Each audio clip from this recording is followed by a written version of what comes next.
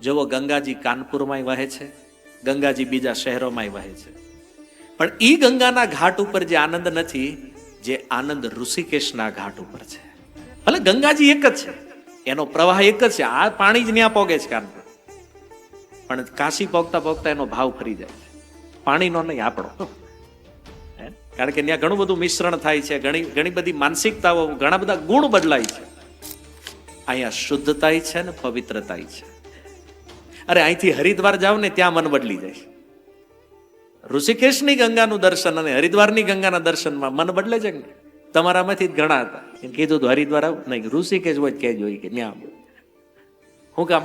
તમે ભલે નથી જાણતા, પણ ઋષિકેશની ગંગાનું આકર્ષણ અને અન્ય સ્થાનની ગંગાના આકર્ષણમાં અંતર છે.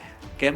ગંગોત્રીથી નીકળી અને ભૂમિ ઉપર જ્યારે એનો પડાવ, હરિદ્વારમાં જતા પહેલાનો આ પડાવ છે. પર્વતીય તળેટીથી આ ગંગા સમતલ ભૂમિ ઉપર વહેશે હરિદ્વારથી, પછી તો બધાના માટે સુલભ છે, પણ એનું મૂળ આ ઋષિકેશ છે, દેવભૂમિ છે.